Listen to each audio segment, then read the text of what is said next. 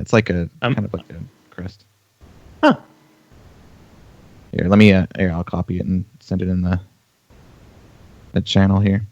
And then also, what was announced? We have actually there's a Twitter thread that was going from Ben Brode, basically going over the different changes that we are no longer going to have 500 wins. It's going to be unlimited. So he was playing around with the idea of, they were thinking, well, should they add another level at 1,000? But it would be barely used. The win game system encourages farming. Would rather add rewards to systems that would work better, like levels or ranked rewards, if we wanted to add them. So he had some good points. So I'm going to go ahead and add the link here in our show notes as well, and our Discord or Twitch. That way you can go check it out. But go look at it. It's very interesting. What do you guys think about having unlimited and not having the 500 wins? I like it. Just would like to know. I don't know. I want to know to begin with. I want to know exactly how many shaman wins I haven't ranked, because it has to be a disgusting amount. Yeah, right. Same for Hunter. Like, it's gotta be a lot. Yeah, it's the first. Before I hit Legend, I decided that I just wanted to learn Control Warrior, and so I spent about 4 months playing Control Warrior, and then I haven't really stopped playing Warrior since. So I'm wondering what that number is, and also the number of times I've won with Life Tap is probably pretty disgusting. All right. And then also they were taking a look at possibly having wild pack purchases. It was a talk on Reddit. But yeah, Ben Brode actually said, we've been rethinking our stance on this with our additional focus on wild this year. We'll update you as we have more concrete information. So that sounds very interesting. Would you guys be more willing to go over or buy some wild packs, possibly, if a wild format picks up? I wouldn't use real money for it, but I would use like in-game gold. But I know some people would use real money for it, so it just seems like it's free money for them, basically. Like very little cost to them. So I think it's a good idea, especially since they're trying to push having wild as like a legitimate format with the support they're starting to give it. So I think it's a good idea. What about you, Hat? Like, I don't know why they wouldn't have this. Yes, I know new players would be confused, but I think if you just make a button you have to push, like click here to buy wild packs, new players aren't going to know what that is. So it seems like it. I agree with Appa. I think a lot of people's quest gold is going to go towards this, but that's good for Blizzard, right? Because that's just more money that isn't staying in the system to buy the next expansion and buying goblins versus gnomes instead. It's nice to have access to that older history, and I think the best part of this is that the old adventures, anyone that hasn't gone through Naxxramas or Blackrock Mountain or whatever, LOE in particular, LOE is content that I would absolutely recommend a new player try out just because the adventures is so well crafted. Yeah, I like it for the fact that if you want to throw your gold towards it, you're more than likely, especially if you're newer, you're more than likely going to get cards that you don't have. So I don't know why they haven't had it before, because it's more money, possible money for them. If people did want to spend money, then they could.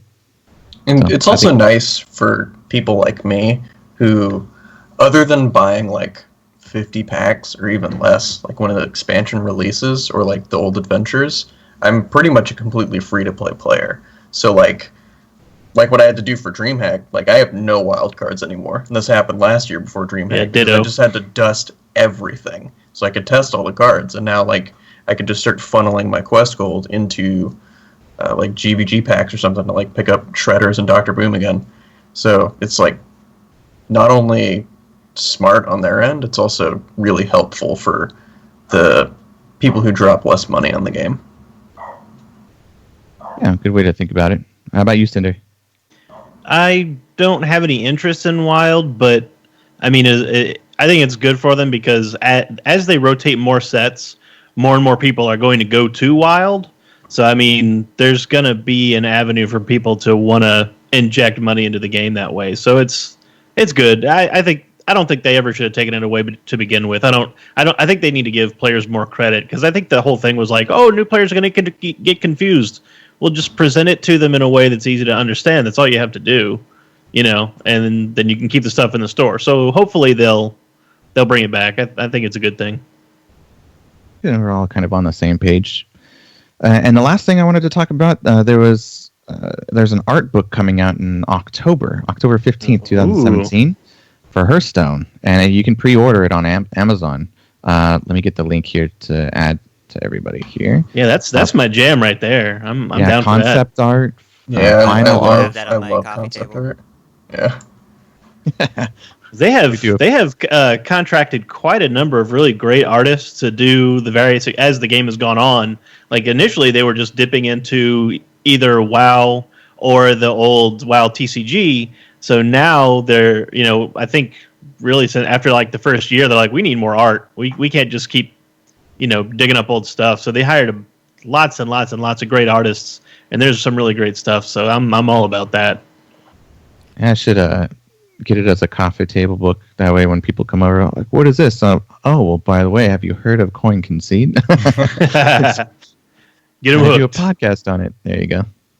The guy who my officiant for our wedding actually is a well-known poker in the poker world, and he puts on poker tournaments for pros and stuff, and he listens. He's listening every now and then, but he brings a lot of poker players over to listen to us if they play both. So yeah, he'll know what it is. But yeah, it's a concept art, final art. It's Hearthstone history. There's about 288 pages. It says so. Almost $40. It's like what? That's a bargain. That's really good for Prime. 37. Yeah, that sounds like something I'll try and get for my birthday. So I'm an October birthday, so it's like perfect timing. There you go. It's on your wish list. All right, so that was pretty much the news. I don't know if any of you wanted to add anything else I didn't add to the show notes here. There is one thing that I saw. It's kind of old news, but it flew under the radar. Last year, we had reported on Twitch going after botters because there were quite a few botting incidents in the Hearthstone community, so it was relevant. So that lawsuit has come to an important point. The judge in that lawsuit has filed an injunction against the botters that Twitch sued. So those botters are now shut down. But what that means going forward is there's now legal precedent for Twitch to continue to pursue cease and desist against all other botters. So Twitch botting is going to come to a screeching halt very soon. I mean, it's already was dwindling down quite a bit, but it's going the way of the dodo, and that's great for people who create content like us, like Hat, people who want to stream and are getting muscled out by people who are buying views. So congrats to Twitch and to every content creator who benefits. Yeah, and this isn't in the show notes, but Hat, I think someone was mentioning Hat should do the new Twitch apprenticeship, or what was that, Hat? Affiliate. Yeah. I actually got the invite to that today. It's affiliates. It's for those of you that don't know, it's this new program they have for people like me that kind of stream part-time or are just breaking into streaming, and it rewards the people based on a less strict criteria than partner. You have to have at least 250 or at least 50 followers, at least 3 concurrent viewers on average. You have to stream 7 calendar days within a month, and you have to stream I think it's a little bit over 10 hours in that month. And if you get those, they invite you to the affiliate. You don't get subs, but you can accept bits. And I think you get one custom you get one. Yeah. Yeah, emote. Oh, that's neat. Yeah. So that kind of stuff would encourage me to try and stream again. Yeah, I mean, it's I like the idea that I can be this part-time streamer and still I'll accept this kind of monetization. I'm not in it for the money, obviously, because so far I've made $0. But it's the idea that someone can be like, "Hey, here's $5. Go buy a beer." He'll be like, "I drink PBR. That's 5 beers." The idea that I can do that and just the recognition from Twitch feels really nice. That they're looking out for the people that are not just the people making them money, but the people that are just putting the time and energy into it. It's a good thing to give back. Yeah, absolutely. All right. So that pretty much does it for the news. Let's kick it over to Cinder for the tournament results. It's the Grand Tournament!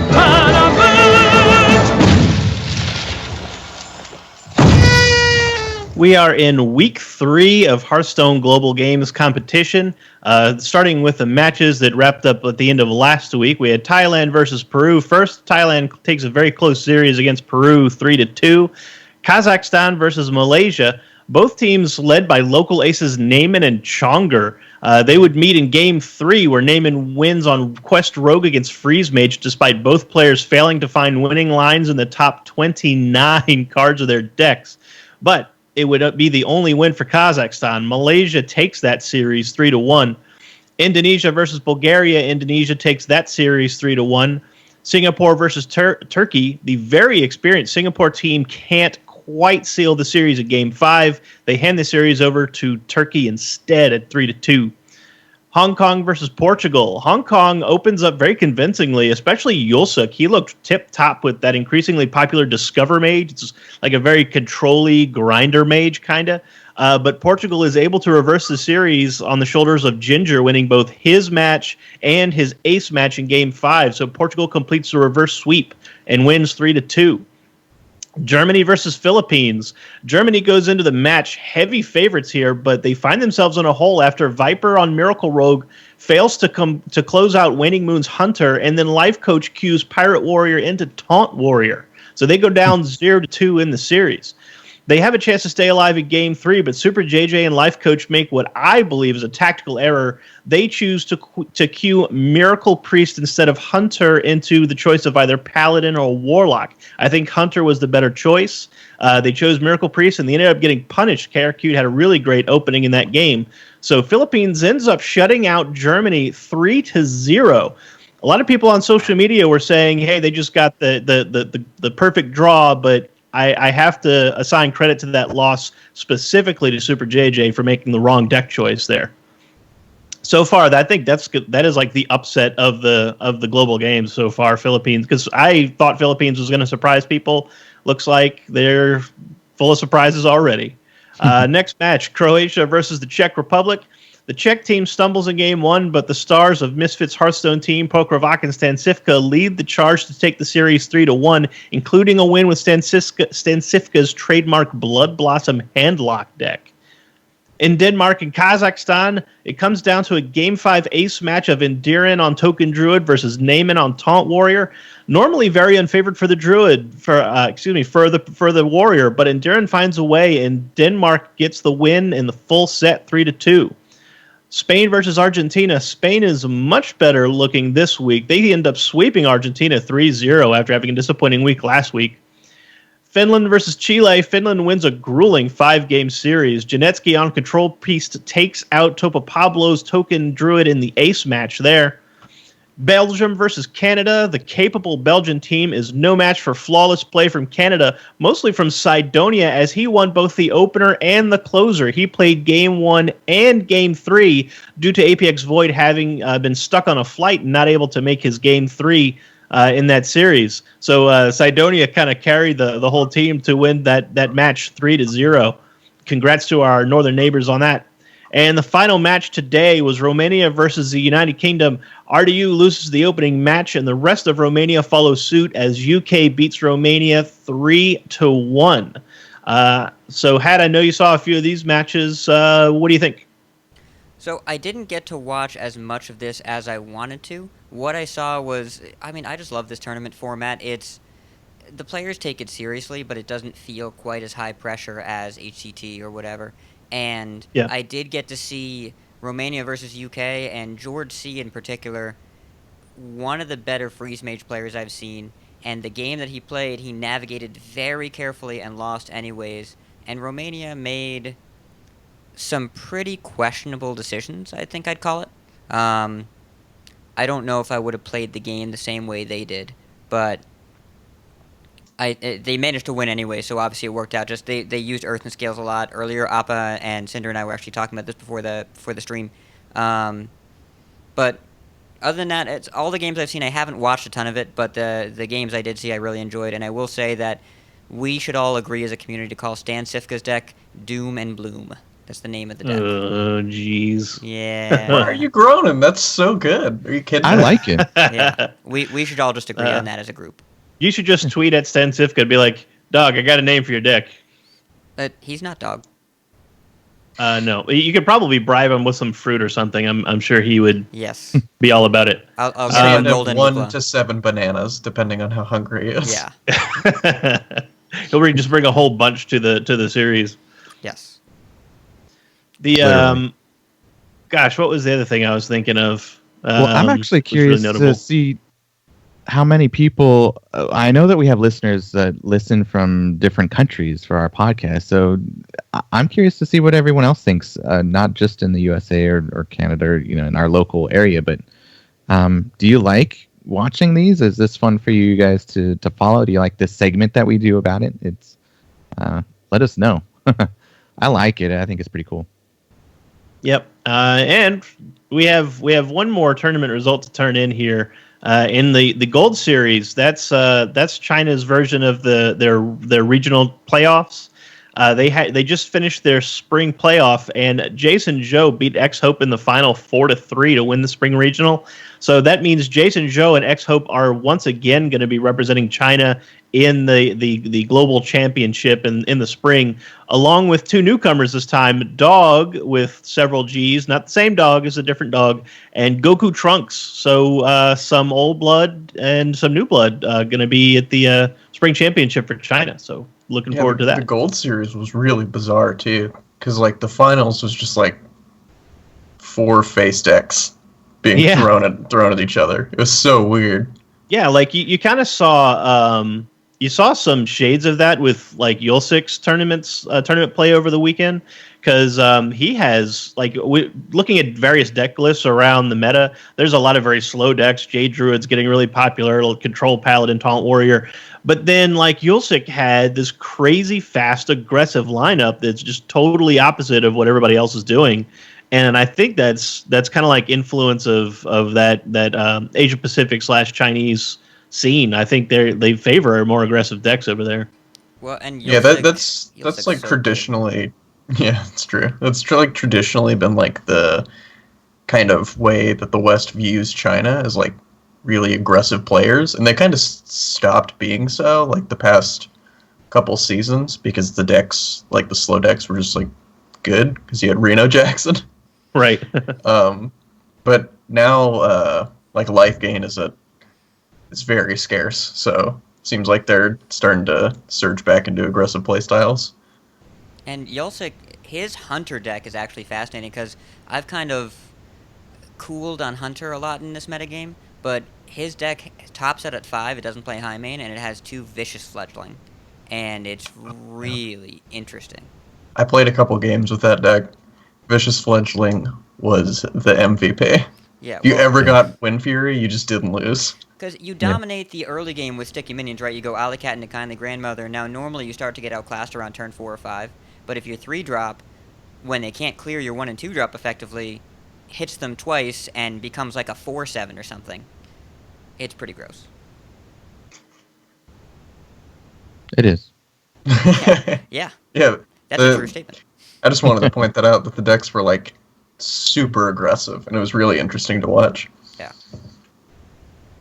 All right.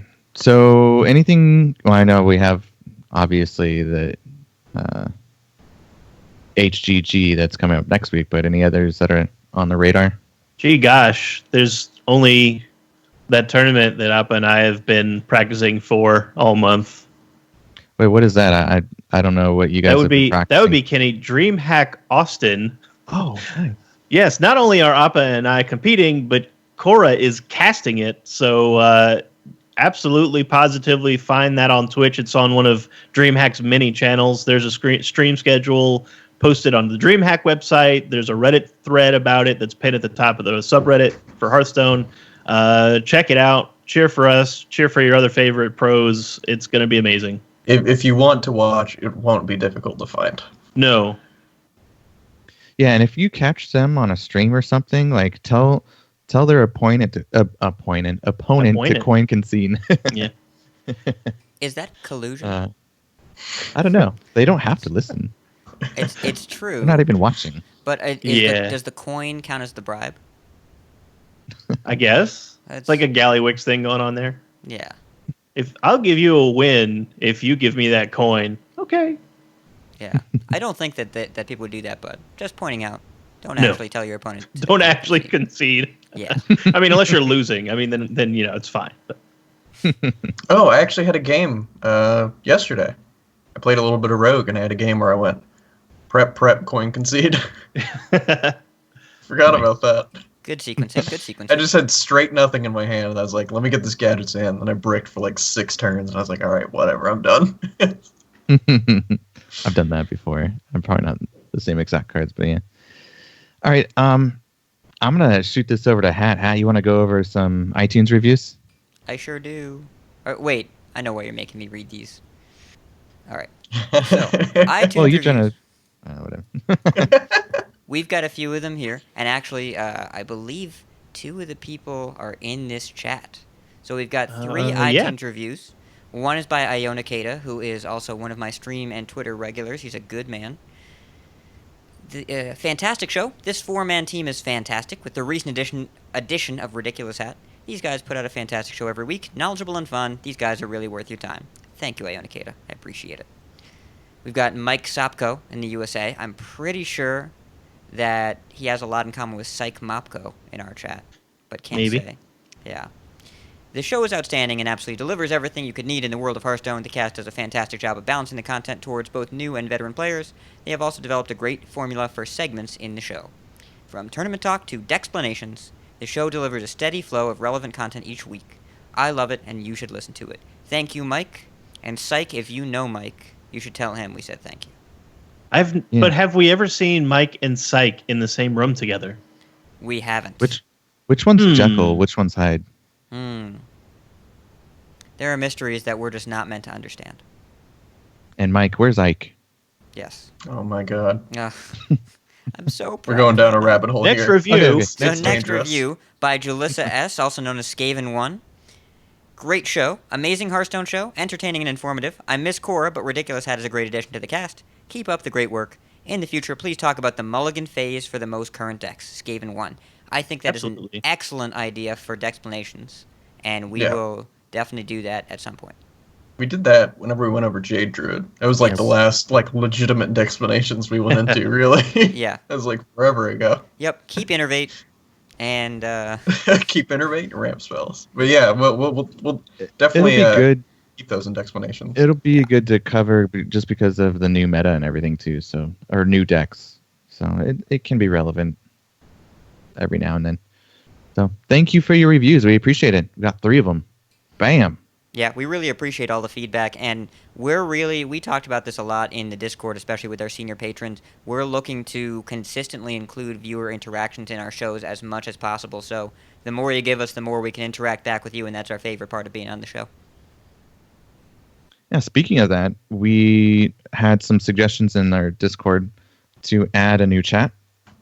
And this is going to be a place where you can actually, if you're already in Discord, you can leave questions for the show.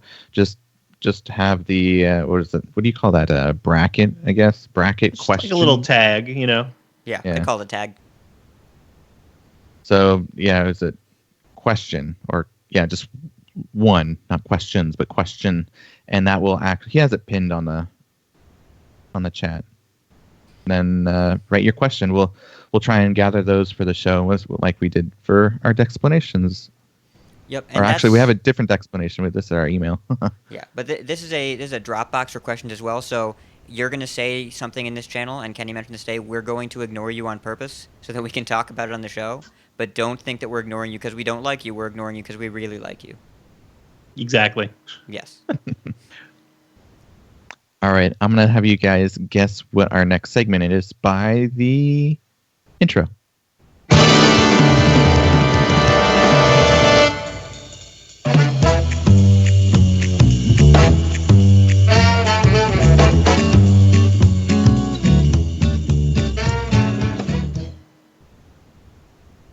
All right, so we're going to talk about tournament prep. I guess you guys know what we're talking about or what segment we're on now. Usually I have Appa cover this, and this is kind of outside of my realm, so I want to kick it over to someone else. Who wants to take it? Appa has actually been diagnosed with clinical tournament preparation lately. Oh my god, I've been doing so much. Yeah. So how about for the listeners, let's walk through our process of prepping for a tournament. So what level do we want to start at? Just kind of local, like fireside gathering stuff, then move up? Yeah. Yeah, Yeah. that sounds good. I guess if you want to prep for like a fireside gathering or just like a relatively casual tournament, you just want to pick good decks and learn them. And there's a bunch of resources online. There's not a shortage of websites with deck lists and mulligans and stuff. So just learn your decks, learn them pretty well. Have a general idea what the other decks in the format are. You can kind of take a more casual approach to this. You don't have to be super hardcore about a fireside gathering, but just know your decks, know what your opponents might be playing with their classes when you get to the tournament, and I guess bring like pen and paper if they let you take notes during the match, because that's always helpful. Yeah, like I don't see why not. it depends on the rules. Like different tournaments have different rules, so like Yeah, always in- read in, the uh, rules of the tournament first. In legitimate HCT tournaments, you can't take notes and you can't have any deck tracking. But in like the tournament we're going to, we can actually have notes, but we can't have any deck tracking software. But we can take notes during the event. Right. Yeah, I think like the biggest piece of advice I give to anybody jumping into a tournament, like I'm going to a local fireside, what do? I say this: one, take decks you enjoy playing. Don't worry about winning. Just have fun. That's why you're going. You're going to interact with people and play a game that you love to play with other people who also love to play that game.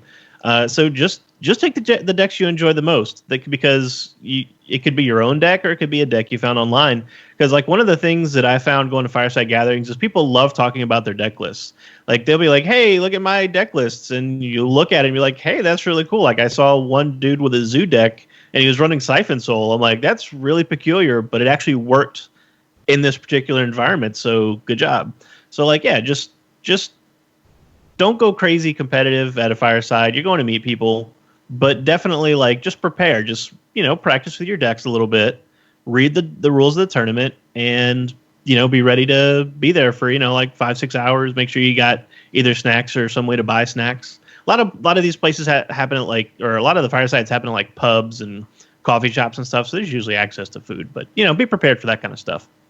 Yeah. You actually get to use the new feature too with the The innkeepers. events. Yeah. Yeah, and a fireside, when we talk about a tournament, I will admit I envision this as being more like going to a serious tournament and putting your headphones on. Well, we're getting there. Yeah, but a fireside is there. Cinder's right. Just go have a good time.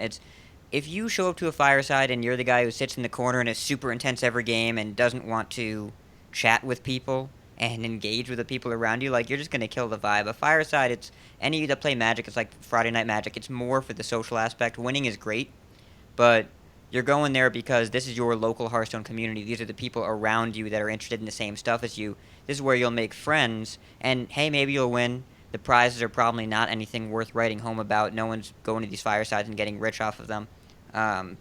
This is the sort of thing you prepare by being in a good mood, not prepare by bringing good decks.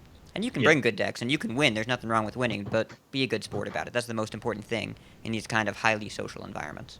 Yeah, you want to like network and have fun, and then maybe win like a small prize that they have there if they have one. Yeah. It's mostly about meeting people, having fun. I won a fireside in January, which was before the rotation, so we all got to ban 2 cards. So there was no patches and no Reno. And That's really funny. I won the tournament, and I won a Leroy Jenkins pint glass. Oh yeah, that thing's awesome. Yeah, it's great, but like the value of my time did not pay for the glass. It would have been cheaper to order it and stay home. So like, I didn't play this for the money. I played it for the fun.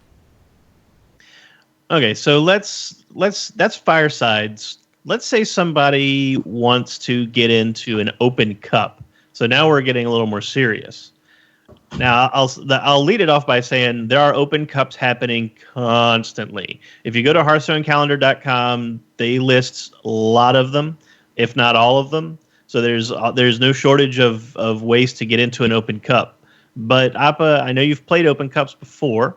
So if somebody's trying an Open Cup for the first time, what is your advice on prep for that? Yeah, Open Cups are like where you actually start becoming a grinder of the competitive scene just by playing in a bunch of those. Well, first of all, you're going to want to look at your calendar, look at the day that the Open Cup is, and then remove everything else that you have to do that day off the calendar. Because you're going to, like, if you plan on winning one, I won an Open Cup a while ago. I haven't played many lately, but it took like 8 to 10 hours or something to go through the whole tournament. It was crazy because you have to wait on everybody like every round, and if there's like a control mirror, you're just like, oh my god.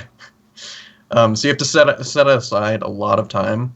You really want to know your decks inside and out. You want to know mulligans with them. You want to know like potential openings they could have. You want to know the deck lists of all the other decks in the format at the same time, because like you're going into this to like try and win. There's like no real social interaction. There's no like consolation prize. You're trying to get in this for like HCT points. So it's like relatively serious environment.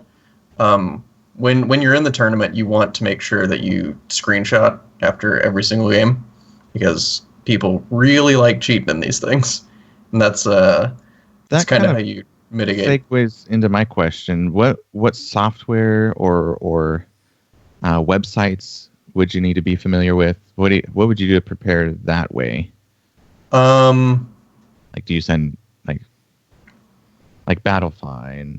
Yeah, there's a few different websites that Open Cups are run through. There's like Battlefy and Strivewire. I think there's another one, but those are the two I've used. Challenge is common too. Oh yeah, they're pretty user friendly for the most part. You go to the website, you find the link to the event, you sign up, you input the classes you want to play before the tournament, and then it'll give you notification like when check-in is. Say if you sign up the night before, it'll be like, check-in is at 6 p.m. tomorrow. And they'll send you an email before 6 p.m. Then when 6 rolls around, you'll check in, then wait for an hour while the bracket's set up and everything. And then once the bracket's set up, the website will automatically pair you, and then everything else from there is just automatic, and it's pretty easy.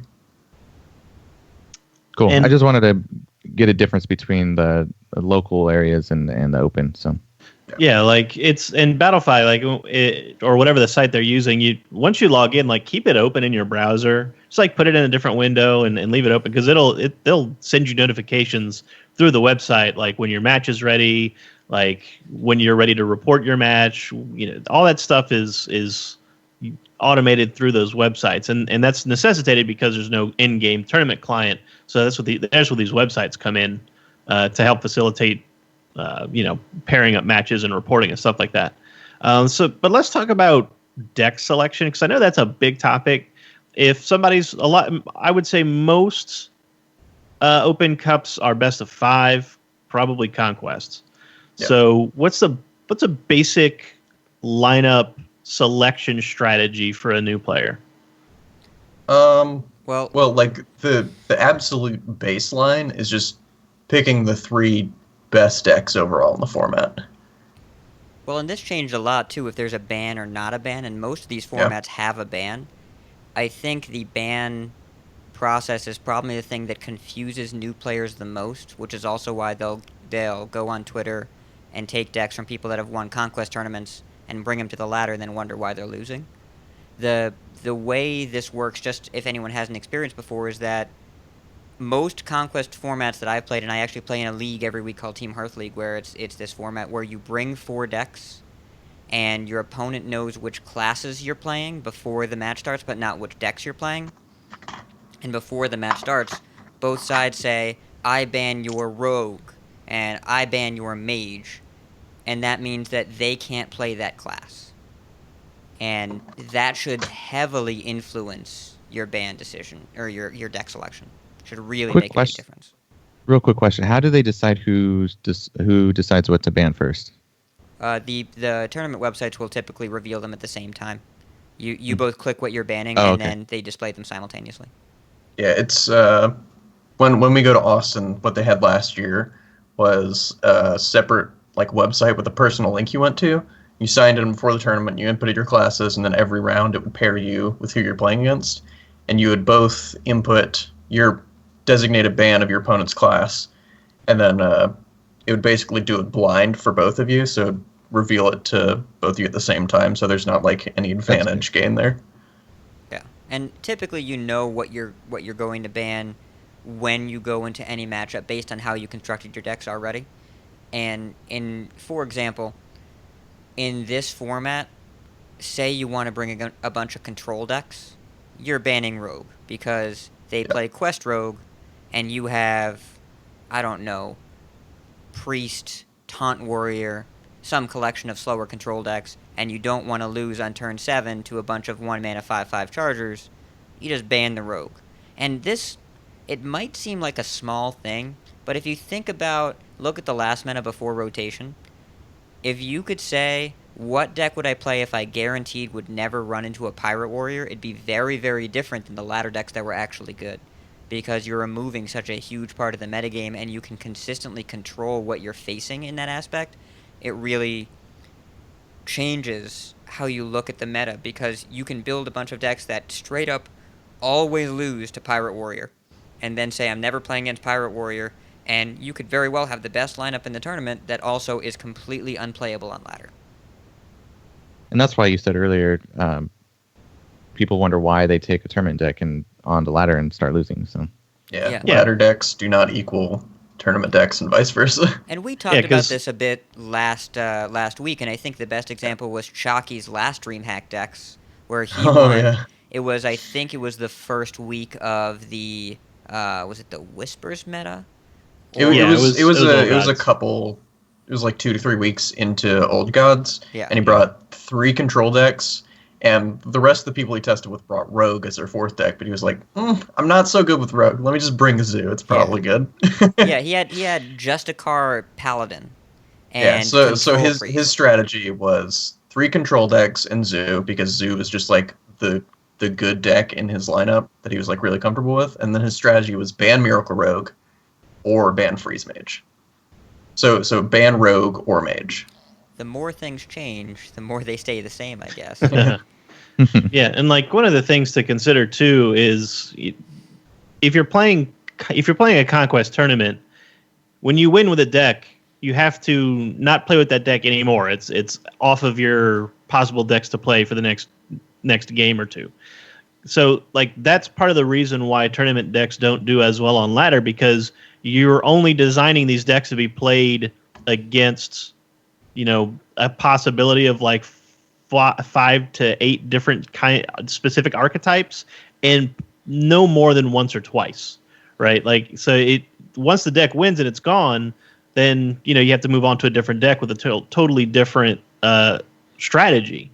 So those specific strategies that you have for those one game decks don't apply to ladder as well, where you have anything is possible on ladder, right? You could be facing, all kind of things. So that's why you want a ladder needs to be a more generalized deck. Tournament decks can be more specialized, and yes, they usually happen around a ban, right? You start with the ban, and you say, all right, once that class is gone, how does that open up my deck selection, my deck choices that I could possibly take to this tournament?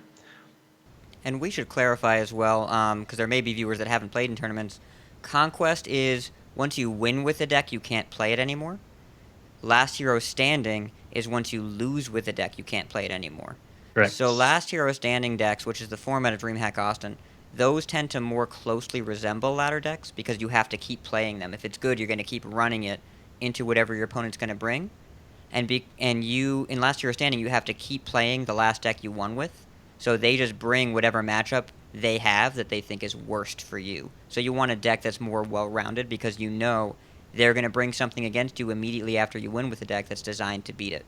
Conquest is very specialized, because your goal is to win once with 3 different decks, ideally against the same decks from your opponent. Okay, so we talked about open cups.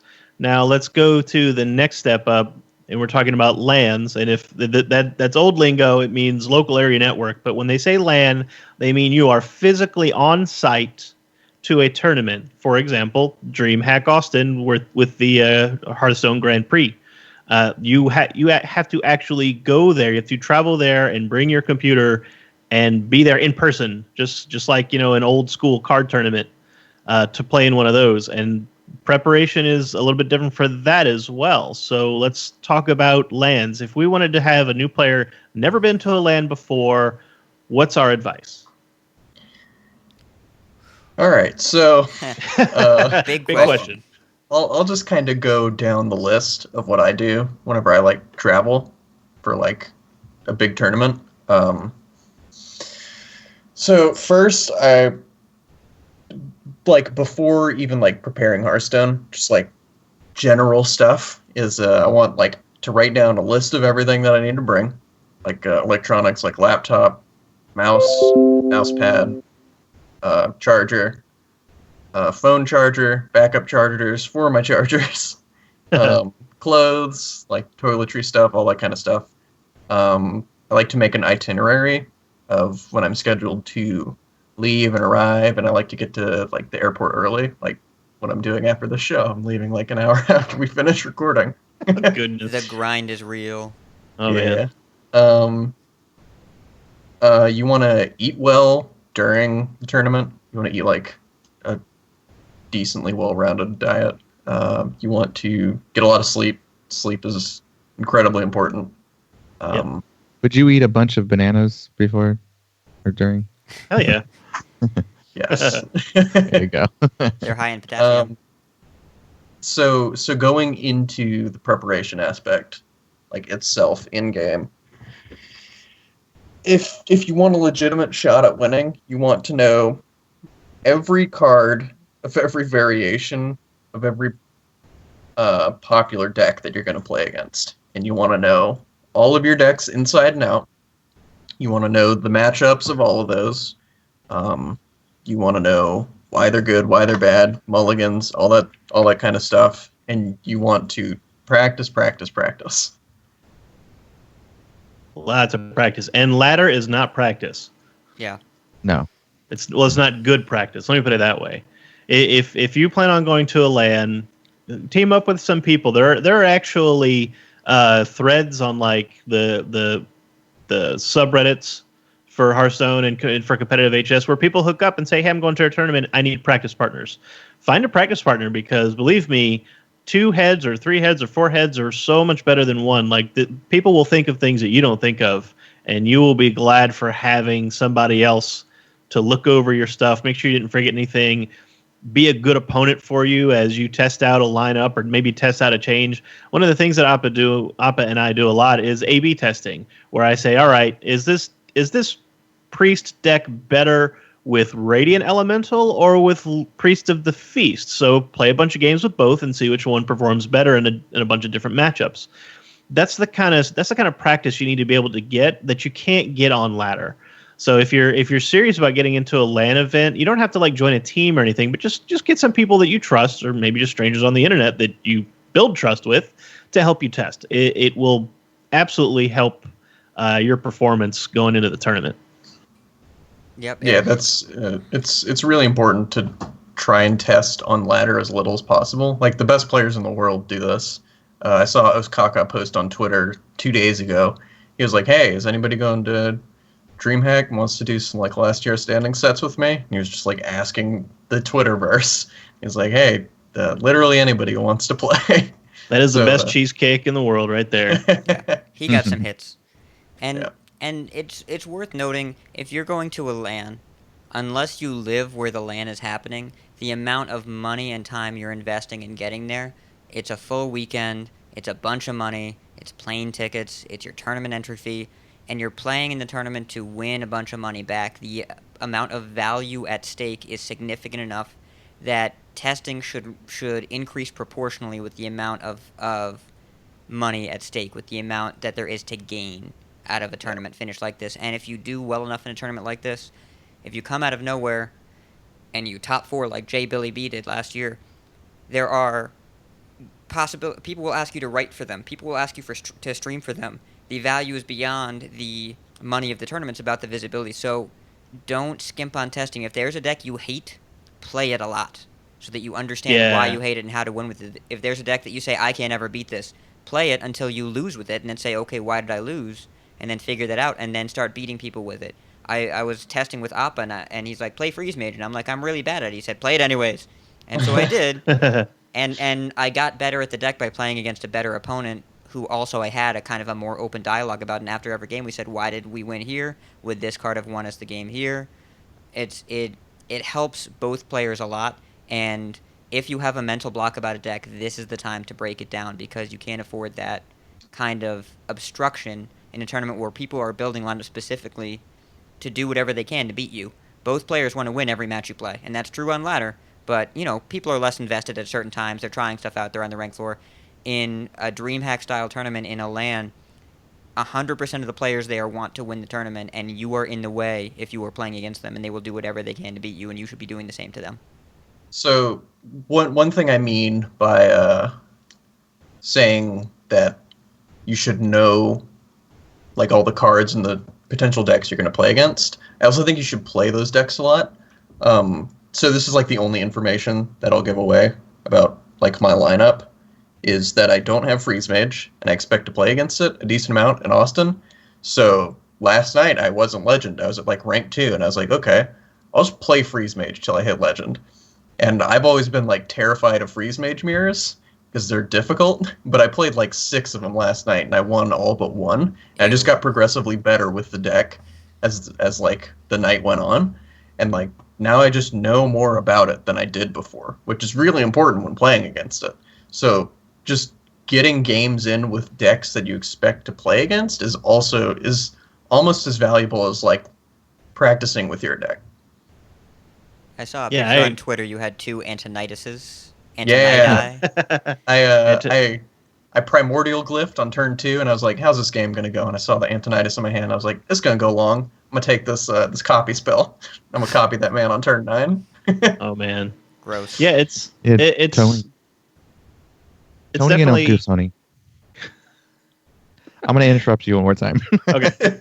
No, yeah, like the best... They're absolutely right. The best way to learn a deck is to play with it. And if it's a deck that you're terrified of, then you should absolutely play with it. That should be the first deck you play with and figure out. Like, if you're going to a LAN, you're probably going to have to either spend money on packs or dust a bunch of stuff in order to get all the cards you need to play all these decks. I crafted more cards in the last 2 weeks than I've probably crafted in the last year. I think I crafted dang near everything in this set. Yeah, I just think trying I have to get every a card test. in Angora at this point. Like We're I know close to it. Like, I don't have like the Marsh Queen, you know, but yeah, we tested Hemet for 3 games, and I'm like, I'll craft Hemet for these 3 test games, whatever. Like, let's do it. So yeah, it's playing with a deck. Switching decks, like with your practice partner, if you have a lineup already crafted and you think it's perfect, let your practice partner play with it and you play with theirs and see how it goes. Like maybe you'll see flaws in your lineup from the other side that you didn't see when you were piloting those decks.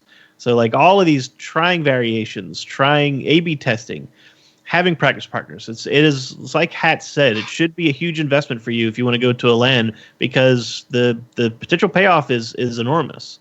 Yeah.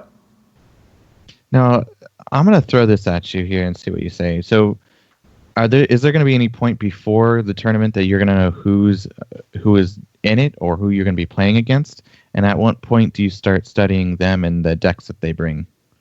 You won't know who you're playing against specifically until the tournament, like until right before it starts or like when it starts. For DreamHack, though, they released like a player list, so you can kind of like know who's going generally. At prelims, though, you had like 5 minutes after you got paired to look over deck lists because it was an open information tournament, which means everybody's deck list is known. It's in like a big old archive and you can look at them. So you got paired against who you're playing against and you had like 5 minutes to look over the deck list. So that was like the amount of time that you had to like study them and their lineup and like try and formulate a strategy for that match. But for Austin, it's a closed information tournament, meaning you don't know deck lists, and you're not going to know who you're paired against until they physically post the pairings like on the wall. Now that does change slightly once you get to the end of the tournament, because talking again about DreamHack and the Grand Prix specifically, it's a Swiss tournament. So for the first 9 rounds, it's closed information. But once the Swiss rounds are complete and they select the top 16 to enter a bracket, you'll know at least who your potential opponents are, at a very small pool. So there is a possibility of being able to scout them and maybe figure out what they have. But generally speaking, like I think there is great value in scouting if you can do it. But for the most part, like, you should really just be sticking to your strategy. You selected a strategy for your lineup with a very precise logic. And if you see something out of your opponent that maybe makes you second guess your lineup, I wouldn't do that. Like me personally, unless I had hard information that tells me that I should do something different, I'm going to stick to my strategy, because that's the strategy that I built to find success, and it's gotten me that far. I'm not going to deviate from it unless there's a really good reason not to. Yeah, I mean, these kind of tournaments are prone to encouraging mental fallacies in a lot of ways and playing on your nerves. Ladder is difficult when you get above rank 5, especially if you've never hit Legend before. The biggest roadblocks to hitting Legend are almost always psychological, and tournaments kind of amplify that. And I know both Cinder and Appa, you guys are cool as cucumbers in tournaments, but I will say that leading up to the tournament, the preparation process has had its good days and its bad days. Oh, I am a neurotic mess. Yeah. Like, same. every waking minute. So yeah, and it mostly comes from Ladder, because since I didn't get to prep as much as Appa did, a lot of my quote-unquote prep was kind of done on Ladder, even though we said not to do that. That's just when I was available to play the game. So, like, bad Ladder experiences were making my thought process toxic at points, and it can be really hard to shake yourself out of that. And it's always really appealing to switch to whatever is beating you when you're tilting down. And just like, you might have this carefully designed mid-range lineup that's designed to prey on certain decks, and then all of a sudden you just get screwed by Quest Rogue into Pirate Warrior. Just like, screw it, I'm just going to play the best decks. And then you change your entire lineup the night before the tournament, then you show up and you get wrecked because you don't know the decks the same way that you would know the other ones. It's very, very common for nerves to play a major factor, and Cinder is right, the decks that you know are usually the best ones for the tournament. They're also... So I think there is actually a slight benefit to, like, being able to think on your feet in a tournament, and this kind of goes along with knowing the matchups, like, by heart. Last year at DreamHack, I brought Mid Shaman, Reno Lock, Tempo Warrior, and God, I can't remember fourth deck. I keep forgetting it. Tempo Mage. And I got to the tournament, and I didn't expect to see as much N'Zoth Paladin as I did. And I was like, okay, so mid-range Shaman is good against N'Zoth Paladin and the other decks in their lineup, so they're going to ban that. So instead of banning what I was planning on, I should probably ban N'Zoth Paladin, because then it'll just eat me alive if they ban my Shaman. So because I knew the matchups and, like, what they were expected to ban, like, with their different classes in their lineup, I kind of got to, like, level the process a little bit. Yeah. Oh, and you're talking about bans. This will be kind of like my last thought on tournament prep.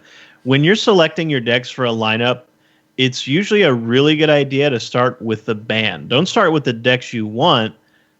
I mean, keep them in mind. That's good. But first identify the deck you don't want to play against. And that can be challenging. I mean, for me, it was really easy this time around. I knew which decks. I looked at the matchup matrix and I said, all right, this is definitely the deck, not the deck, but specifically the class that has multiple decks that I want to get rid of, so that I don't have to make multiple plans of attack if I see one class in a lineup. Let me get rid of that, and then I can start constructing a lineup around that. Because, like we were talking about with DreamHack last year, with Chucky's heavy control lineup, he was very vulnerable to Rogue. So he said, well, if I just get rid of Rogue, I can take a control-heavy lineup and not have to worry about, just getting blown out by 16 Van Cleef. So it's really good idea to create the framework, create the texture of the meta by selecting your ban ahead of time, and then starting to make logical deductions on what the best decks are given that new texture of the meta. Yes. Yes. Yeah, I think we've covered really most of it. A lot of it is about like meta research, and for bigger tournaments, you want to like make sure you have everything packed. You want to have backups. You want to have extra backups in case. Update your client on your laptop. Oh yeah, Yeah. important. Very important. Very important. I did that tonight. It's if you lose and it's because you got nut drawn or they got lucky, just say GG. Don't rage at your opponent. Yeah. Just be a nice person. Ooh, you know what? I lied. I'm going to add one more thing. Because we talked about lands being good opportunities for networking.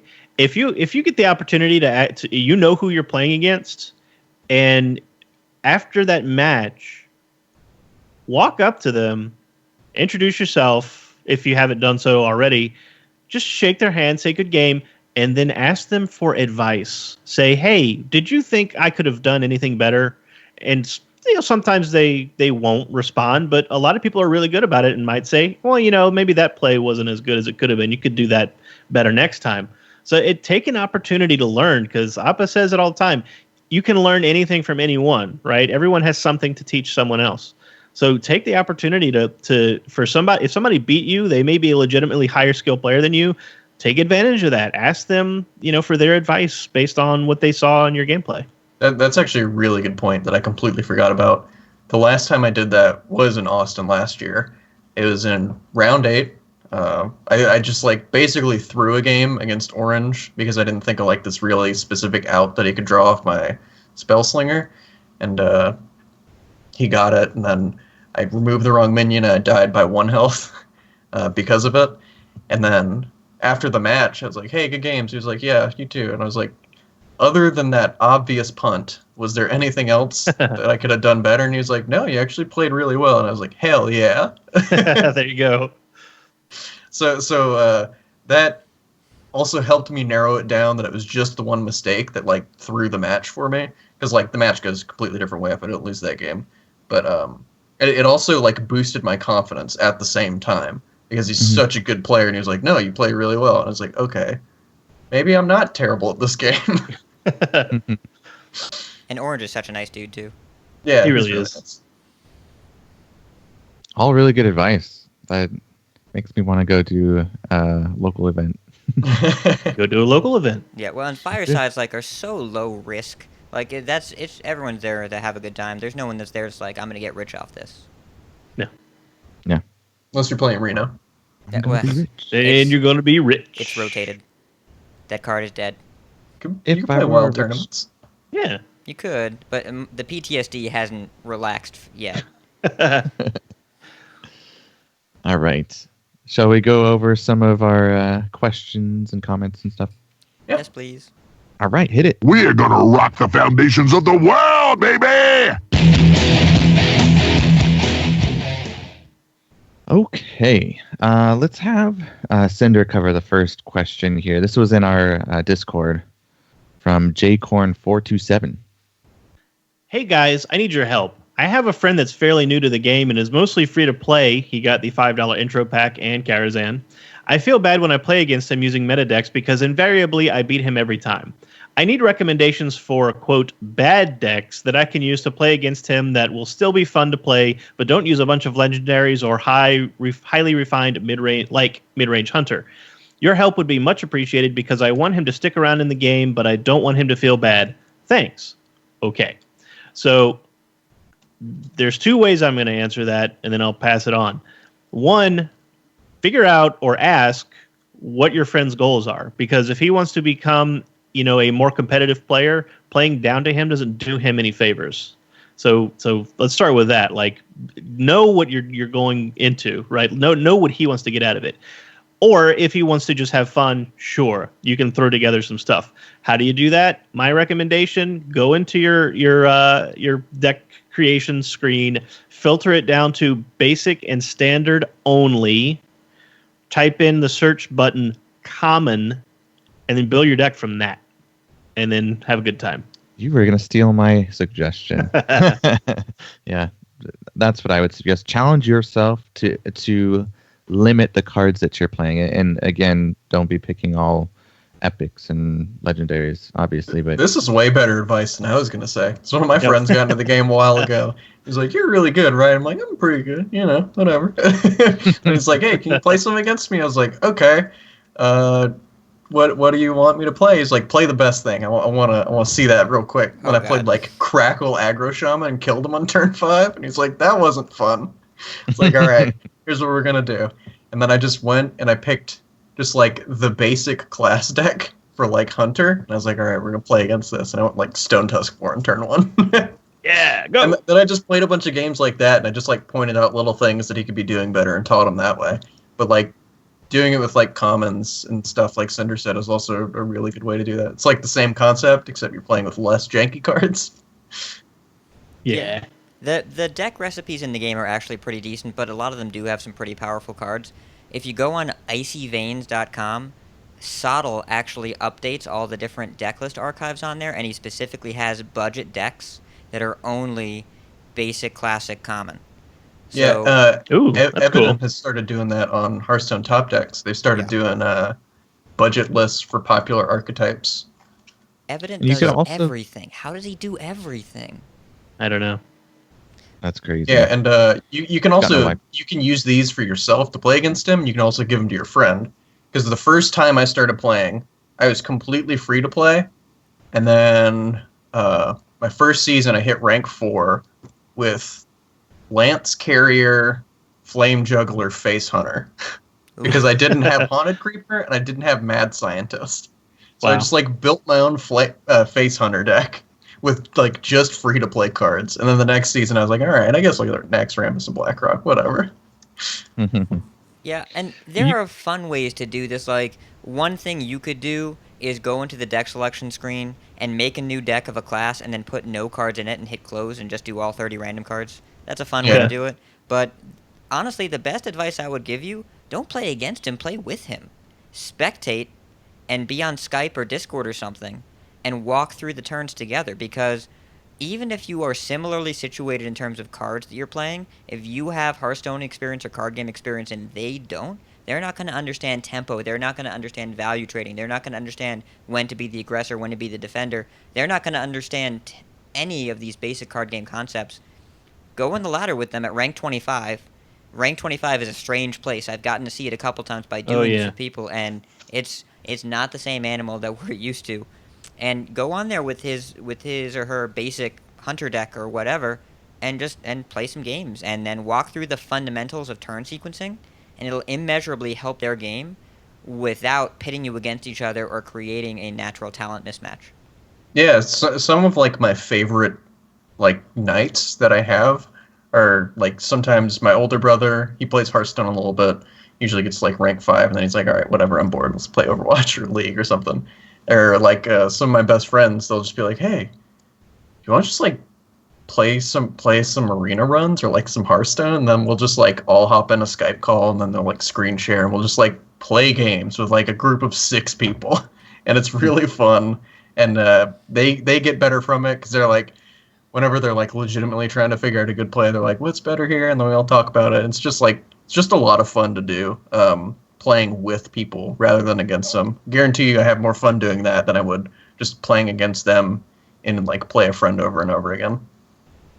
There's also this really good podcast that's a budget podcast. It's called Velen's Chosen. Oh, So, yeah. You could check them out. They try to stick to budget decks, or at least mentioning it, keeping it in mind.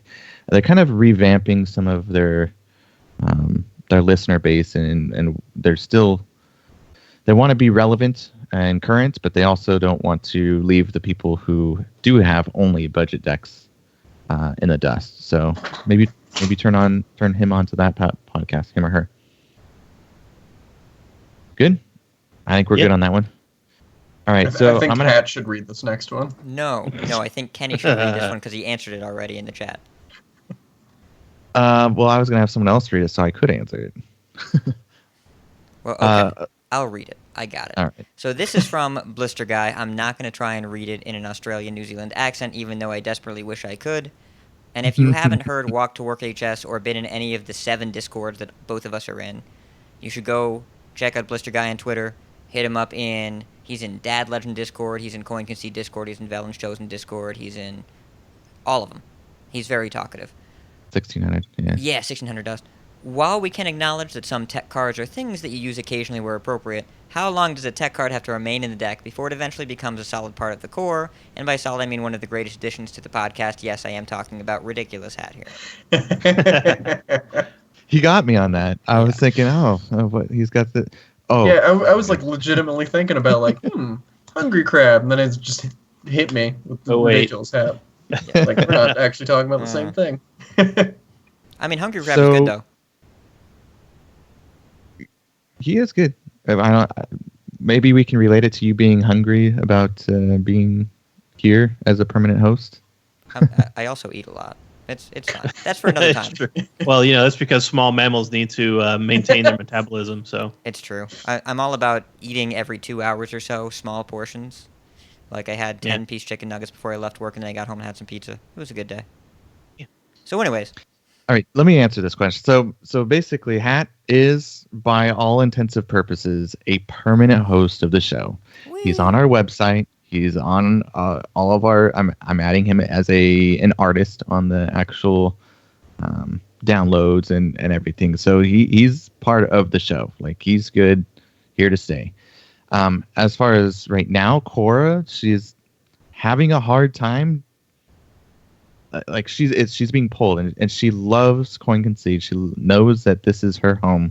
She'll always come back and do a great job coming back and being an addition to the podcast.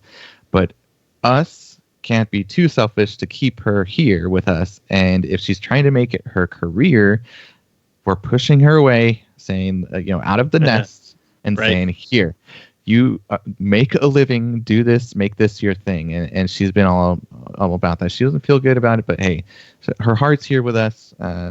She does talk about us from time to time. But yeah, so this may be over the next couple months the way it may be. And we haven't really talked about it yet. We will, but if we need to do a round robin, like, hey, someone will sit out, we'll take turns sitting out, or even we'll try it with everybody. We'll talk about that when we get there. But she is definitely not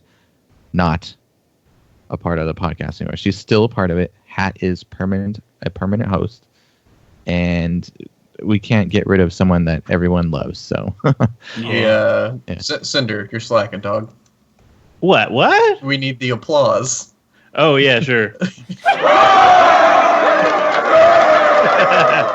That's if Cora was able to come back, not only is she trying to make it her career, understand that she's basically not been home since like January. Yeah, so like she hasn't been like able to just get on a computer and record with us. She's been flying back and forth to Burbank at Blizzard Studios, casting there. I'm sure she's either on her way or already in Austin because she will be there for 4 days casting DreamHack. So I mean, like she's getting more and more work, and that means less time home and less time able to record a podcast. But if it ever happens that she's able to come back, and be a permanent part of this group again, look, the tournament segment was always my baby. If that's the only thing I do for the entire podcast and then shut up and watch the chat for the rest of the show, I will still be really happy about that. There's no problem. We all have our things that we love to do on the show, and we will find a way to bring her back if she is ever in a position to come back. We love Cora, but when they signed me, they didn't realize they were adding Dredge to the podcast. Oh Right? my god. They've Just can't get rid of it. Yeah, I keep coming back. So, and Cora is... I was lucky enough that the first show I did... I was unlucky in that Appa had the plague and Kenny had the baseball, and neither of them could be here. But it was me, Cinder, and Cora could not have been more welcoming and understanding, and I came on just because she knew how busy she was going to be. So, much respect to her for understanding and saying, hey, I need to take a step back, as opposed to saying, oh, I can't this week, She knew coming into it, and I think we all have an incredible amount of respect for the work she's putting in and the energy that she's dedicated to Oh, yeah. broadcasting Hearthstone. And I should point out, it's not necessarily easy doing what she wants to do and being a female in this space. And she's really weathering the storm for a lot of hopefuls that want to come in as well. And she's done an exceptional job, has been a great role model, and she casted a 45-minute Elemental Shaman Mirror 2 days ago. I don't know how she did it. So If you don't understand what Hat means by it's like difficult to be a female and be in like the limelight in a gaming kind of atmosphere, just look at Twitch chat next time she casts. Yeah, actually, seriously. please don't. She does. Or She don't. does a really good job, though. Like I like her. I don't mean to downplay other casters, but I really like her compared to some others sometimes. She is a Oh. trailblazer in Hearthstone, and we're all proud of her. She's our I- Elise, and now she's Yeah. on Goro. I have immense respect for her for how she handled that toxic, backlash she got when she first started. Because y'all, it was bad. Like the first time she casted, an HCT event and just Reddit and Twitch chat together, like I died a little reading some of the terrible things people were saying about her. Yeah, I and she stayed was away just from like, it. I asked her about it. And she's like, you know what? They can go suck an egg. I don't care. Like, I'm going to continue doing what I want to do. And if they don't like it, whatever. I was like, dang, you are salute and hats off, man. That's amazing. Coming from Cinder, the guy who does not want to be in front of the camera at all. Don't. but- Do not. I suspect I may have my picture taken at DreamHack by people who like me, which it includes in its entirety Appa. So The quote unquote human gazelle, as you call gazelle. me. Oh, God. y'all, Appa's tall. Yeah. So, So Long it'll story be short. picture of Appa being cropped off. Right. Not even Yeah. that tall. I'm like 6'1". that's you're 10 inches taller than me. Oh, Whoa. So this is a topic for another show where we're going to spend Patreon funds to get me and Appa in the same room at the same time so we can all laugh at the comical disparity in our body shapes. Long story short, Cora is amazing. We miss her. The show works really well in the way we've constructed it, even though it worked well before. I'm not going anywhere because I'm a Dreadsteed. And if we can get a 5-host model, we totally will. And we all love you, and I love these guys, and could not be happier that they invited me to be on the show. This has been... The Hearthstone community has been great in a lot of ways to me, and in general, just a more positive place than other gaming communities I've been a part of. But I never thought I'd be a part of a group of friends like these other hosts here that have really made me feel welcome and enhanced my ability to connect with them and with the community. So thank you all so much for giving me the chance yeah. to be here. This community is great. I never thought I would like be a part of a podcast or like any sort of like public space in Hearthstone. I was just like, I'll just play competitively, whatever. Then Cinder was like, hey, we might consider you. It's a maybe, and I'm like, microphone butt. It's like any chance, hopping on it. It's like So, maybe we got some other people. It's like, all right, it's in the mail. It's here tomorrow. The last thing I wanted to mention was that we're not trying to not have her on here. We actually tried really hard to have her on. Well, she did have a break, but it unfortunately didn't work out. But Yeah. She was tired, man. I don't Yeah, blame her. we also don't want her to have like a break and then us be like, hey, instead of Come do some relaxing, more work. come do this. yeah, Yeah, you know that one night off you've had from casting in the past 4 months? Spend it talking about more Hearthstone with us. yeah. So thanks for asking that, Blister Guy. It needed to be addressed. So yeah. I'll read the next one, I guess. It's from Greg C. This is a comment on our website. He says, love the podcast. Just wanted to see if anyone has tried the OTK, or one turn kill, with Warrior, and I have been trying all day with no luck. It is Molten Blade, 1 upgrade, and 2 hits with Grim Street Pawnbroker, and with a Doomhammer. So your Molten Blade has to turn into Doomhammer. Okay, Oh, so this is like Yeah. super cheesy and like It's, really few and far between. This is saucy. When you get it the one time that it happens, please send it to Trollden. But Yeah. So let's walk through what has to happen. First, you have to have just Molten Blade in your hand as the only weapon, which means you can't play Fire War Axe unless you equip it. 2, Grime Street Pawnbroker, you have to play 2 3-mana 3/3s to hit your Molten Blade. 3, it has to turn into Doomhammer in a turn where you have 5 mana, and then you can play it and not die, or 6 mana so you can upgrade it, which is a relatively low chance that it even turns into Doomhammer at all. 4, you have to survive. 5, they have to have no taunts. It is brave and bold, but not super realistic in most formats. This is the kind of thing you would see in a Trollden video, but a lot of times you look at those videos, you look in the bottom left, it's in casual. So, Yeah. I would love to see this happen, but if I'm being realistic and honest with the reader, this is not a strategy you should attempt with any degree of seriousness. Yeah, like, I mean, you can build a cycle deck with Warrior that will get you all the cards you need in hand.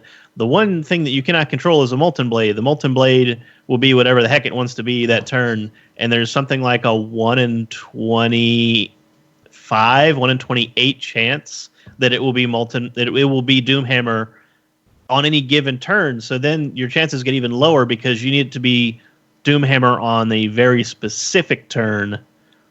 Very, very, very small chance that this will work, but eventually it will if you keep trying it. And if we are approaching this with like a fun attitude and like not too serious, please send me a screenshot if you get this to happen. Send Right. this to Oh, I everybody. want to see it. Put this on your tombstone. All right, and I'm gonna have Appa read the last one since this is his guy. So this is from Ocean Man. It's the guy I gave a shout out to him last show after he destroyed me with Burn Mage, like rank 4 or something. He said, "Hey y'all, I listened to your last podcast today. I wanted to thank Appa for the shout out. It helped buoy me in my push to legend for the first time tonight. I'm stoked. Thanks to you all for the great podcast. Oh, that's so awesome. I'm glad I could springboard you a little bit to legend. Amazing. That's so cool. We love Taking our one for the listeners. team. Yeah, that was really cool. Still, like, just getting an ad afterwards and be like, hey, I love the show. I'm like, it's still really cool to me. And now I So, envisioned Ocean Man was the person that conceded to Cinder 2 wins from Legend. I'm wondering if he's just been like the coin concede Just puppet like master a perfect circle of life. behind the scenes. I hope I meet that person one day, because holy smokes. Yeah, they deserve a hug. Yeah. All right, so that does it for our emails, comments, everything. If you want to email us, send it to coinconcede@gmail.com. If you want to go to our Discord, it's discord.coinconcede.com. And then go to the questions for the cast chat. And just bracket question, and we'll be able to find it for the show. Am I missing anything else? Oh, the website. You can go to the website, send us an email, leave a comment. We'll still get it. Any way you want to send it to us, we'll make sure it gets on the here. And that pretty much does it for that. This is a good show. I like it. I'm going to have Cinder. I'm going to pick on you for the thanks this week. I haven't done thanks in a while. So Yeah.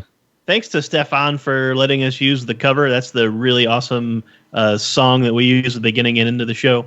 Check him out on his channel that is linked in the show notes. It's on YouTube. He's got a channel full of cool stuff that he does.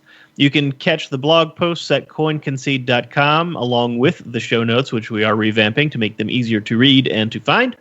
You can follow us on Twitter at coinconcede. You can like and share the Facebook page, facebook.com/coinconcede. Join us for the chat room and the voice chat room, discord.coinconcede.com in your web browser. And you can buy stuff that has our logo and our designs on it. Shop.coinconcede.com. And the biggest thanks of all goes to our producer, Viriatus, for his support. Thank you very much. Oh, and Viriatus got his very first merch subscription t-shirt in the mail, and he posted a picture of it, and it looks great. That eggplant shirt is amazing. I love it. I'm buying. I got mine too. Did you guys get any for this weekend? I have one. I have an extra up if you want to wear it, but it probably fits you like a tent because I would wear one, but I'm contractually not allowed to. Oh, there you go. Yeah, well, there's that. At least while I'm playing in the tournament. If I scrub out and like I lose on the first day, I'll definitely wear one. Fair enough. That's a glowing endorsement. Yeah. If I suck, I'll promote the podcast that I'm on. Oh my god. Yeah. Now you made All it right. sound rude, man. I'm just You found a pointing way. out that you want to advertise one entity if you win, and you want to advertise us if you lose. It's just important to note. We love him either way. Yes. So, all right. So shout outs. I'll start out with the shout outs for our Twitch chat. So we have, I'm going to try and go quickly through here. We have App Liquor, D-Man Things, Drunken Monk, Fagwent. I'm not helpful. I almost wanted to say no the. I'm not helpful. J1D1, Jaspire 54, Orange Crush, Skaven, SoCal Baby, Stray Dog, The Avatar, Mosaru, Aino Akita. Am I missing anybody? I saw the Tan and Grace popped in here for a second Yeah. earlier. Hey, Tannen. Yeah, there you go, Tannen. And I know he hopped in here at the beginning. Avantis was here. Yeah, from Hero Power. Avanti. If I'm forgetting you, I'm sorry. Oh, Mike. Sorry. Psych Mako. Psych Mopko. Right. His relationship to Mike Sopko has been unsubstantiated at best. And I think we hit everybody there. But thank you guys for coming. All right. Let's go with Hat this time. I'm going to give a shout out to the Proxy Guy. That's on Twitter at the Proxy Guy. He said for Team Hearth League we needed some overlays. He had actually just tweeted and said, "We need an overlay. Let me know. I work fast. My rates are reasonable." And we said, "Can you have it by tomorrow?" He said, "Yes, $25." And I'm like, "That's fantastic." Okay, so the Proxy Guy, if you need an overlay, you need it tomorrow for $25. Go ask him. Tell him Hat sent you. There you go. And Cinder, what about you? I usually don't do this. I try to make it external, but I am going to shout out Appa and Hat because you guys are my favorites this week for helping me prep. Because without you guys, I'd be doing it by myself, and that's terrible. And like Appa especially because like Appa and I are both kind of like neurotic little balls of anxiety, and like we take turns being the stable one. You know, we just send each other our emotional breakdowns in Facebook chat. We're like, I hate this game, Appa. And he's like, it's all good, man. We're gonna do some sets tomorrow. You're gonna be fine. And then we reverse roles. But yeah, emotional support for the win. Thank you. Great. And Appa. I don't really have any external shoutouts, I don't think. Mostly Cinder for helping me test a bunch. I mean, we were just like, it was obvious that we were going to test together. And shout out to the true Hungry Crab, the Galaka Crawler himself. The eater of secrets, the Dreadsteed. Ridiculous hat. Thanks, guys. He put in a lot of work for us that he absolutely didn't No have reason. to. Yeah, he has absolutely no reason or incentive to do so other than the kindness of his heart, which apparently he has a lot of. And also, I think he finds enjoyment in crushing me with meta decks. That's reason number one to do it, because App is always like, play my worst matchup repeatedly, and I'm like, oh yeah. So it's like, oh, I want to test out this build of deck that I'm pretty sure is weak to Pirate Warrior, and they played 6 sets of Pirate Warrior, and he said, okay, my notes are literally just a sad face. Like one of them had like good notes, like game was close, drew this. Made it close, and then the other 5 were just sad faces, and then they just went into crying faces. Yeah. Like, all right. Yeah. Well, and the second reason is that I happened to be in the Twitter chat where you guys were having alternating mental breakdowns, and I felt like it was my duty as a good Samaritan to do something to prevent that from continuing. So, I am here for you guys. I was gonna say, if you start tilting on ladder, do you like go to Appa and say, "Hey, can I play your worst matchup so I can like feel better about myself?" No, that's a good idea. Hey there, professional Hearthstone player. Do you have a minute for me to crush you in the face? You know where that comes from? That actually comes from Tan and Grace. Whenever I was learning to play Magic, he would always be playing control decks, and I learned how to play a deck that was very, very bad to control decks. And he'd be like, "Hey, you want to test?" I'm like, "Sure." And then we would jam games for like 4 hours straight. And then at the end of it, I'd be like, "Okay, I think I know how to scrape a win out of this against a worse player." Wow. So that's where that comes from. All right. So that does it. I'm gonna switch it up this week. Cinder, where can people find you? On Twitter at Sender Ascendant, and on Twitch you can follow me there as well. Twitch.tv/Sender Ascendant. And you know what? If I do decently well at DreamHack, I may further incentivize me to restart my stream. So cheer me on. There you go. And Hat, what about you? You can find me pretty much all hours of the day on Twitter at Ridiculous Hat. You can find me on Discord in our server or most other Hearthstone podcast servers, discord.coinconcede.com, and you can find me at Twitch where I'm an affiliate. Woo! Feel free to cheer me with a bit or Congrats. two. Not required, but any money that you give me, I will spend on a new computer and or Pabst Blue Ribbon. So whichever of those that you feel more appropriate your money being spent on, I got you. And yeah, I'm still streaming 2 nights a week. We're Mondays at 11 p.m. Eastern and then Thursdays at midnight Eastern, 9 Pacific. So feel free to stop in if you like the late nights. We're going to try and get a third day going during the day if we can, just because I know those times are harder for East Coast folks. But we're going to try and do what we can. And sometime in there, he's actually going to attempt to edit the show here. So Yes, Yeah. I'm doing that tonight, so we'll see how that goes. I couldn't even get the stream going for 12 minutes, so I'm really excited with the entire fate of the episode this week in my hands. Godspeed, you Black Emperor. Yes. Oh, that's a sick reference. And Appa. You can follow me on Twitter at Cyclone Appa, and Had has got me roped into being on there pretty much 24/7 at this point. Yes. And I really wanted to stream like Austin Prep, but I just decided against it. I figured it was for the best that I didn't, and I also had no time outside of just disgusting amount of like hardcore practice to stream anything other than that. So I'll probably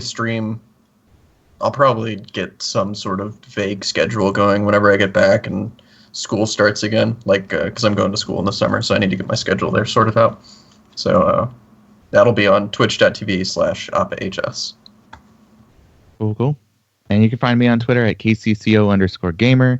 I have a Twitch with that same name too, but haven't been on it for a while now. Seems whenever I tried it, it gives like 5 minutes between games. I have no clue why, but so I kind of kicked it to the side for a little bit, and I tend to play just a couple games here and there.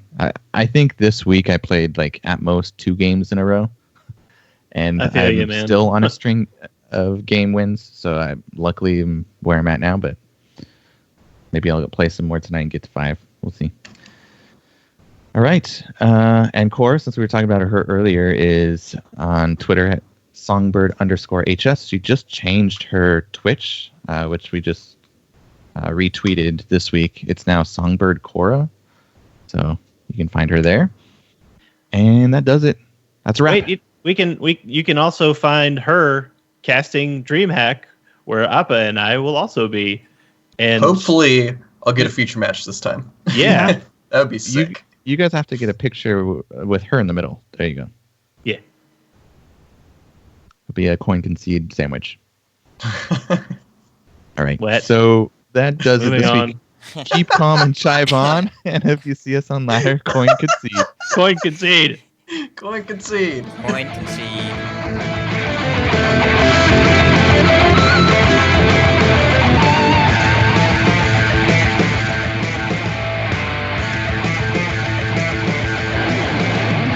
You have bested. Choose death. You win this one. I concede.